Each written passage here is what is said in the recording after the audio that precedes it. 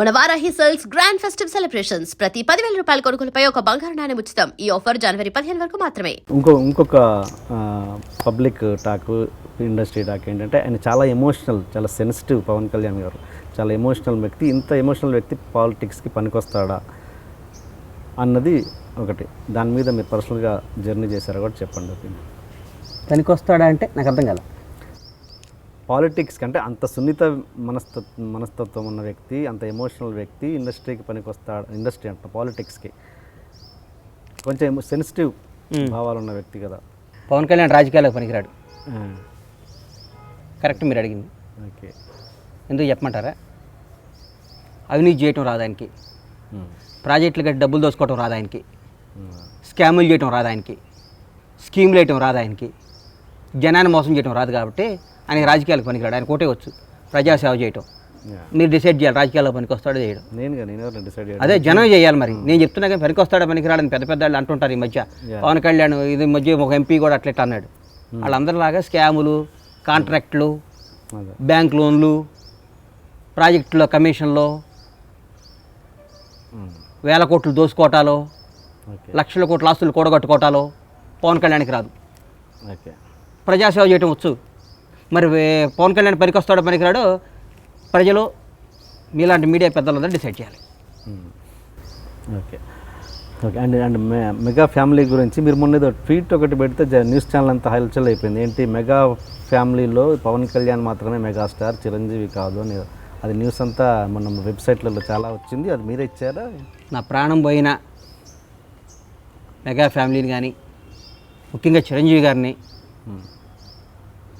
నా ప్రాణం పోయిన చిరంజీవి గారిని నేను ఎప్పుడన్నా మెగాస్టార్ ఎందుకు వచ్చింది మరి ఆ ట్వీట్ అలా? ఓ ఈ మధ్య ట్విట్టర్లో అంటారు కదా, దాని హైకింగా బైకింగా హ్యాకింగ్ అవి చేసాను. ఎవడన్నా వేస్తాడు నాకు తెలిసేది అది కూడా వేయడు. గొంతులో ప్రాణం ఉన్నంత వరకు మెగాస్టార్ చిరంజీవి అనేవాడు నేను విమర్శించను, ఆయన మీద కామెంట్ చేయను, దేవుడిలో చూస్తా. అలా నాకు చిరంజీవి ఆయన చూసి నేను సినిమాలోకి వచ్చా సార్. ఈరోజు మేము అనుభవిస్తున్నంత ఆయన చిరంజీవి అనేవాడు ఆ రోజు లేకపోతే మేము హైదరాబాద్ వచ్చేవాడు కదా. నేను ఆయన ఫ్యాన్గా వచ్చాను నేను ఆయన.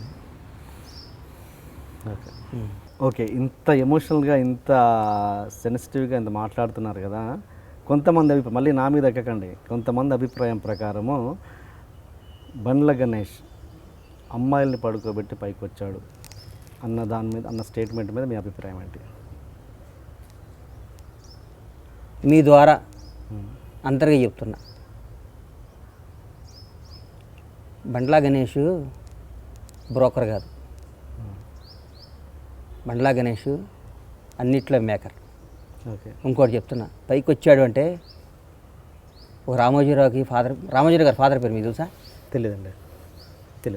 తెలియదు కదా. రామారెడ్డి గారి నాన్నగారి పేరేంది? తెలియదండి కదా. మా చౌదరి గారు, మా ఇంటి నరేన్ చౌదరి గారి ఫాదర్ పేరేంది? తెలియదు. ఆంధ్రజ్యోతి వేమూరు రాధాకృష్ణ గారి ఫాదర్ పేరేంది? తెలియదు. అంటే వాళ్ళందరూ కూడా మామూలుగా హైదరాబాద్ వచ్చి ఉన్న స్థాయికి వెళ్ళారు. అందరూ తప్పులు చేసి పైకి వచ్చినట్టేనా? ఊరికి అడుగుతున్నా. ఎలా ఉందో కాదు, మీ మీద కాదు మా ఊరు నేను అడిగిన దానికి మీరు ఆన్సర్ చేయాలి. అస్సలు కాదు, కాదు కదా, అస్సలు కాదు. పైకి వస్తే పైకి రానాడు, పని పాట లేనాడు, తప్పులు చేసే తప్పుడు నా కొడుకులు మాట్లాడే మాటలకి నేను రెస్పాండ్ అవను. నాకు జీల్ ఉంది, నాకు ఒక గోల్ ఉంది, నాకు ఒక ఎయిమ్ ఉంది.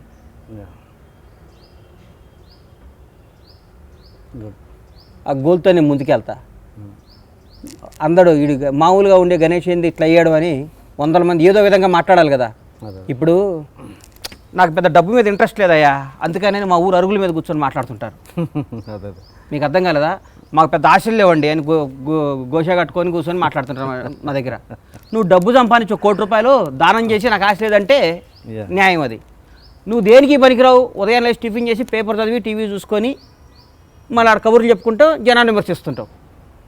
నీకు ఒక 100 కోట్లు సంపాదించి దానం చేసి నాకు డబ్బు మీద ఇంట్రెస్ట్ లేదు కాబట్టి ఊరు వచ్చి వ్యవసాయం చేసుకుంటాను, సుట్ట కాల్చుకుంటా, సిగరెట్ కాల్చుకుంటా, బీడీ కాల్చుకుంటా మాట్లాడితే ఒక రైట్ ఉంది. పనికిరాని ఎదవలో దేనికి పనికిరాని చెత్తనా కొడుకులు మాట్లాడే మాటలకి ఒక పైకి వచ్చినండి, సాధించినండి నాకు ఆన్సర్ చెప్పాల్సింది, నాకు తప్పు చేయాల్సిన అవసరం లేదు. అది వండర్ఫుల్ ఫ్యామిలీ సార్ నాది. అమ్మ, నాన్న, నా భార్య, నా పిల్లలు, నా భార్య, నా పిల్లలు, ఎస్. నా పిల్లలు, నా అన్న, వండర్ఫుల్ ఫ్యామిలీ. నాకు ఒక వ్యవస్థ, ఒక వ్యాపారం, ఒక వ్యాపకం, ఒక కసి, ఒక కృషి ఉంది. నాకు ఒక అద్భుతమైన స్నేహితులు ఉన్నారు. నాకు నేను బావిలో పట్టం కాదు, బోర్లో పడ్డా లేపే స్నేహితులు ఉన్నారు నాకు. చెప్పాక మీకు, నాకు ఒక రంజిత్ రెడ్డి, ఒక జయంత్ అని నాకు అమెరికా నుంచి ఫ్రెండ్స్ ఉన్నారు. నాకు గాడ్ గిఫ్ట్ నా స్నేహితులు, దేవుడు ఇచ్చిన నా అదృష్టాలు. నా ఫ్రెండ్స్ అంతా నా పాలిటీ దేవుళ్ళు నాకు. తప్పుడు మాటలు మాట్లాడుతూ ఉంటారు, వాళ్ళ గురించి మాట్లాడి నా బ్రెయిన్ వేస్ట్ చేసుకోను. నాకు తెలుసు సార్, ఎక్కడ నొక్కాలో, ఎక్కడ మొక్కాలో, ఎక్కడ తొక్కాలో, ఎట్లా పైకి రావాలో నాకు తెలుసు సార్. నాకు అది బండ్ల గణేష్. మళ్ళీ లేస్తున్నారు 100%. రాబోయే 50 ఏళ్ళు ఈ పరమేశ్వర ఆర్ట్ ప్రొడక్షన్స్ బ్రహ్మాండంగా దిగ్విజయం కలుగుతుంది. నా పిల్లలు నిర్మాతలు అవుతారు, నేను స్టూడియో కడతాను, నాకు నా పిల్లాడిని కూడా ప్రొడ్యూసర్ చేస్తాను, డౌటే లేదు. పవన్ కళ్యాణ్ గారు అంటే మీకు విపరీతమైన అభిమానం. అంతకుముందు చిరంజీవి గారు అంటే కూడా అంతకంటే ఎక్కువ అభిమానం మీరు. ఇప్పుడు అంటే బయట ఆడియన్స్ పాయింట్ ఆఫ్ వ్యూలో నేను మాట్లాడుతున్నాను. అంటే ఇద్దరికి ఒక చిన్న గ్యాప్ ఉందన్నది ప్రతి ఒక్కరికి అనుకుంటారు. అది ఎంతవరకు నిజమో మీలాంటి వాళ్ళకి తెలియాలి. ఇప్పుడు ఇద్దరిని, బట్ మీరు మాత్రం ఇద్దరిని పొగుడుతుంటారు, ఇద్దరిని మొత్తం రిలేషన్ మెయింటైన్ చేస్తుంటారు. ఏంటి అసలు ఒరిజినల్ పిక్చర్ ఏంటి? వాళ్ళిద్దరికి గ్యాప్ ఉందని మీరు అంటున్నారు, కానీ నాకైతే అనిపిస్తుంది. ఓకే, ఇప్పుడు మీలాంటి ఇండస్ట్రీ వాళ్ళకి అది క్లియర్ పిక్చర్ తెలియచ్చు, బయట ప్రేక్షకులు మాత్రం వాస్తవంగా అదే కనబడుతుంటుంది. ఇద్దరికి ఏదో గ్యాప్ ఉంది. ఏం లేదు, గ్యాప్ లేవు, బొబ్బు లేవు సార్. అంతేనా? ఊరికి పని పాట లేని టైం పాస్ వాళ్ళు ఉంటారు కదా సార్. టైం పాస్ పల్లీలు కొనుక్కొని తినుకుంటా కూర్చునే వాళ్ళు మాట్లాడే మాటలు అవన్నీ. మన ఆడియో ఖైదీ నెంబర్ 150లో ఆయన పవన్ కళ్యాణ్ పోతే గ్యాప్ ఉన్నట్ట. రాలేదు, నేను అనేది రాలేదని అట్లా అంతకుముందు చాలా ఫంక్షన్ రాలేదు ఆయన. నేను అనేది ఏంటంటే ప్రతి ఫంక్షన్లో ఏదో విధంగా ఆయన టాపిక్ తీసేవాళ్ళు, వాళ్ళు పవన్ కళ్యాణ్ గారు టాపిక్ తీసేవాళ్ళు. దీంట్లో అది కూడా తీయలేదు అన్నది ఆడియన్స్ ఇంకొక క్వశ్చన్. ఎందుకు తీయలేదు సార్? తీయలేదు అన్నది ఒక క్వశ్చన్. అంటే మీరు చెప్పండి అనేది, నాకు నా ఒపీనియన్గా చెప్పట్లేదు, ప్రేక్షకుల పాయింట్ ఆఫ్ వ్యూలో అడుగు. నాకు తెలిసేది ఏం లేదు సార్. ఓకే సరే, ఇంకో టాపిక్, సచిన్ జోషి. మీరు ఆయనతో ఆషికీ 2 రీమేక్ చేశారు. ఆయనతో వచ్చిన విభేదాలు ఏంటి?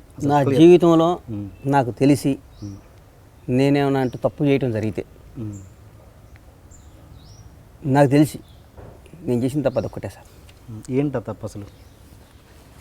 నాకు సచిన్ అనేవాడికి నాకు పెద్ద పరిచయం లేదు. హమీద్ భాయ్ నా ఫ్రెండ్ ఉన్నాడని చెప్పా కదా ఇందాక. అవును. ఆయన పిలిచి సచిన్తో సినిమా చేయన్నాడు. సినిమా చేస్తాను అని చెప్పా. నాకు ఆయన హమీద్ భాయ్ అంటే మాకు మంచి ఫ్రెండ్, మనకు అన్ని విధాల సపోర్టర్. ఆయన క్లోజ్గా ఉండేవాడు. అడిగితే కాదని లేప చేస్తానని చెప్పా. నా బ్యానర్ ఇవ్వాలని ఉండేది కాదు. పరమేశ్వర ఆర్ట్ ప్రొడక్షన్స్ ఆయన మిమ్మల్ని అడిగాడా? మీరు నేను ఎందుకు అడుగుతా సార్? సచిన్ జోషిని మీరు అడగలేదు? బండ్ల గణేష్ అనేవాడి సంగతి మీకు ఏం తెలుసు? బండ్ల గణేష్ అనేవాడు చాలా డబ్బు వాళ్ళంత లేకపోయినా కానీ నా క్యారెక్టర్ కానీ నాకున్న ఫాలోయింగ్ కానీ నేను చాలా గొప్పవాడిని అందరు అని ఫీల్ అవుతా, లేకపోతే బతకలేను కాబట్టి. గొప్పవాడిని చెప్తే మళ్ళీ ఇది పొగరనుకుంటారు కదా అని ఫీల్ అవుతాను. లేకపోతే వచ్చి అడిగితే చేస్తాలే అని హమీద్ భాయ్ కోసం చెప్పామాట, చేశా. నా జీవితంలో ఈయన లాస్ వస్తుందంటే ఆ స్ట్రీట్లోకే పోను. ఆ వీధిలో నడిస్తే లాస్ వస్తుందంటే ఆ వీధిలో నడవ నేను. లాభం వచ్చే స్ట్రీట్ 10 కిలోమీటర్ల దూరం నాకు వెళ్ళి అక్కడి నుంచే నడుస్తా. అట్లాంటి నా మైండ్ సెట్ అది. నేను నా బ్యానర్ అంటే అందరూ యాక్ట్ చేసే హీరోలు ఉండగా నేను బండ్ల గణేష్ అనేవాడు సచిన్ జోషితో సినిమా తీస్తాం అనేది మీరు నమ్ముతారా? ఆయన డబ్బులు పెట్టుకున్నాడు, ఆయన చేసుకున్నాడు, అన్నీ అయిపోయినాయి, చేసుకున్నాడు. ఆ సినిమాలో లాస్ వచ్చింది, నువ్వు తీసావు అన్నాడు నన్ను. నేను తీయలేదని చెప్పా. ఖర్చు పెట్టిన ప్రతి నాకేం సంబంధం సార్? నేను ఎందుకు తీస్తా, నాకేం సంబంధం? ఫ్రాంక్లీ స్పీకింగ్ అన్నారు కాబట్టి చెప్తున్నా. ఓకే, నా ప్రాణం పని నేను పెట్టా. దానికి అగ్రిమెంట్ కూడా ఏం లేదండి? మరి ఏమీ లేదు. అది చేశాడు, ఇది చేశాడు, అన్ని చేశాడు, కొట్టుకేస్తా అన్నాడు, వేసాడు, కొన్ని పిచ్చి పిచ్చి ట్వీట్లు చేశాడు. నేను పరువు నష్ట దావా వేశాను. I will see you in jail అని, I will see you in jail అన్నాడు. వాళ్ళకి అలవాటు జైలు, వాళ్ళ నాయనకు వాళ్ళ చరిత్ర వాళ్ళ ఫ్యామిలీ. మాకు అట్లా అలవాట్లు లేవు, మాకు జైళ్ళు బయళ్ళు. మేము అగ్రికల్చర్ బ్యాక్గ్రౌండ్ నుంచి వచ్చాం కదా. అది అంత గుడ్డిగా ఎలా ఇస్తారు కేసు? నాకు అర్థం కదా. అంటే ఏమి జరగకపోతే ఎవరు కేసా? అదే కేసు ఇదే. ఆ డబ్బులు సినిమా తీసాడు, నాకు డబ్బులు ఇవ్వాలి, ఆయన పెట్టుకుని ఆయన సినిమా తీసుకున్న డబ్బులు నా డబ్బులు నేను ఇవ్వాలంటాడు. సినిమాలో లాభం వస్తుంది సార్ సచిన్ చేస్తే, సినిమా తీస్తే అంత పిచ్చాడు బండ్ల గణేష్ అనేవాడు. మీరు బ్యానర్ వేసేటప్పుడు లేదా తెలియదా మీకు అది? అదే మా మీద భయ ఆయన కోసం చేశా. అరే మనకి నిలబడ్డాడు, ఆయనకి మనం నిలబడాలని వేసాం. Okay okay okay. అంటే ఒక సందర్భంలో ఆయన నయీంతో చెప్పించి నయీంతో కూడా డబ్బులు వసూలు చేయించాడు అన్నది సునీల్ జోషి నయీం గ్యాంగ్. అసలు నయీం విషయంలో ఇన్వాల్వ్ కాలేదు.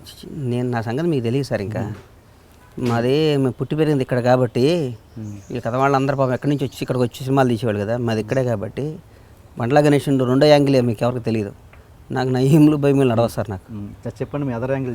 మాకు నయీంలు భయములు నడవదు. మాకు ఎవడైనా మేము శాసిస్తాం మా ఊర్లో. మా మీద ఈగ వాలదు, మా మీద ఓకే ఈగ వాలదు. చెప్పండి మీ నెగిటివ్ షేడ్ చెప్పండి. నెగిటివ్ షేడ్ మా మీద ఈగ వాలదు అంతే. మమ్మల్ని ఎవరేం చేయలేరు. ఓకే మమ్మల్ని ఎవరు ఏమీ చేయలేరు అంతే. బండ్ల గణేష్ని ఎవరు టచ్ చేయలేరు. ఓన్లీ షాద్ నగర్లోనా ఎక్కడైనా హైదరాబాద్ కానీ ఎవరైనా మమ్మల్ని టచ్ చేయలేరు అంతే. కష్టం. ఓకే అంటే ఏంటి నమ్మకం? అంటే నమ్మకం నాకున్న సర్కిల్ అట్లాంటిది. అంటే చెడు చేసినా ఎవరేం చేయరనా? ఎట్లా మంచి నేను ఎవరిని చెడు చేయను. నా జోలికి వచ్చినా కూడా నన్ను నా మీద ఏగ వాడటానికి కూడా భయపడుద్ది. ఓకే అది నా బ్యాక్గ్రౌండ్. ఓకే నా మీద ఏగ వాళ్ళదు కూడా అంతే. నాకు నమ్మకం అది. నేను కూడా ఏం చేయలేడు సార్ నన్ను. ఏమని అనుకుంటే ఊరికే రూమ్లో కూర్చొని ఇప్పుడు అందరినీ చెట్టుకి పుల్లనా అని చిన్నప్పుడు చెప్పేది కదా, అందరిని ద్రాక్ష పండు పుల్లనా అని. అట్లా అది ఈడదని చెప్పుకోవాల్సిందే. ఓకే ఓకే ఓకే మీకు అర్థమైంది సార్? అర్థమైంది. తిట్టుకోవాల్సిందే నన్ను ఫేస్గా నన్ను ఎవరు ఏం చేయలేరు. నా స్థాయి నా స్టామినా అది. అంటే మీరు ఆడియో ఫంక్షన్ సమ్ ఫంక్షన్ ఆ సక్సెస్ మీట్ దాని బిఫోర్ రిలీజ్ ఫంక్షన్లో మీరు మాట్లాడారు. ఆ వీడియో కూడా ఉంది.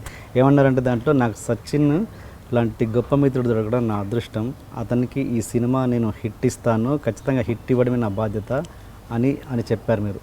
అంటే అంత గొప్పగా మాట్లాడిన మీకు రాత్రికి రాత్రి ఎట్లా లెక్కలు మారిపోతాయి? లెక్కలు మారిపోయినాయి అంటే సార్, ఆడియో ఫంక్షన్లో సచిన్ అనేవాడు నిజంగానే ఆగో ఇంటర్వ్యూలో నీ ఫ్రెండ్ ఎవరా అంటే హిందీలో షారుఖ్ ఖాన్, తెలుగులో బండ్ల గణేష్ అని ఇచ్చాడు. ఓకే సచిన్ కూడా నాకు సచిన్ మీద కూడా నాకు 6 సినిమా రిలీజ్ అయ్యే వరకు కూడా మనడికి ఎట్ల కొట్ల పాపం సినిమా అంటే ఫ్యాషను చేద్దావాలని ఉండేది. ఉట్టిపోయినాక ఓవర్ నైట్ మారిపోయి ఈ పైసలు మొత్తం నువ్వు పెట్టుకోవాలి, నాకు సంబంధం లేదంటే నాకు ఎట్లుంటుంది సార్? నేను రూపాయి కష్టపడి దాచుకొని నేను వచ్చినండి. నాకేం అవసరం సార్ సచిన్ జోషితో సినిమా తీయాల్సిన అవసరం? ఓకే అదొక కారణమా ఆయన బెదిరింపుల వల్ల? అంటే మీరు ఏ హీరో సినిమా తీసినా రిలీజ్ కానివ్వను సంథింగ్ అట్లాంటి ఏదో వార్నింగ్స్ ఇచ్చాడు ఆయన, అలాంటి నోటీసులు పంపించాడు ఏదో, అదొక కారణమా మీ గ్యాప్ రావడానికి? అసలు మీరు నన్ను చాలా తక్కువ అంచనా వేసుకుంటున్నట్టు అన్నారు గారు. నేను చాలా తక్కువ అంచనా వేయట్లేదు, నా అనుమానాలు క్లియర్ చేసుకుంటున్నాను అంతే, అంచనాలు కాదు. మీరు తక్కువ అంచనా వేశారు అంతే నన్ను. మీరు ఏమనుకుంటున్నారు సార్ బండ్ల అంటే? ఏమనుకుంటారు అసలు మీరు? అంచనాలు కాదు అనుమానాలు మాత్రమే. ఎంతమంది నా వెనకాల ఎంత పెద్ద వాళ్ళు నా స్నేహితులు ఉన్నారు, నా ఆత్మీయులు ఉన్నారు. మీరు ఢిల్లీకి ఈ ఇష్యూ విషయంలో ఒక మినిస్టర్ని కలవడానికి రెగ్యులర్గా వెళ్తున్నారు అన్నది అది కూడా వాస్తవం? అసలు కదా, నేను లగడపాటి రాజగోపాల్ గారు ఫ్రెండ్స్ బాగా. లగడపాటి రాజగోపాల్ గారిని అవును యూపీలో మేము పౌల్ట్రీ పెడుతున్నాం. యూపీలో ఓకే సఫాయి అనే విలేజ్ పౌల్ట్రీ పెడుతున్నా, అటుకి వెళ్తుంటా అంతే. ఓకే వెళ్ళినప్పుడల్లా ఢిల్లీలో ఉంటా కాబట్టి అక్కడ మార్నింగ్ అందరం కలుస్తుంటాను. నాకు అంతేగాని ఈ ఇష్యూని కలవడానికి ఢిల్లీ దాకా పోయే పని సార్. షాద్నగర్లో కూర్చొని పిలిపించుకుంటాను. నాకు ఢిల్లీ అయినట్టు మాటలు. ఓకే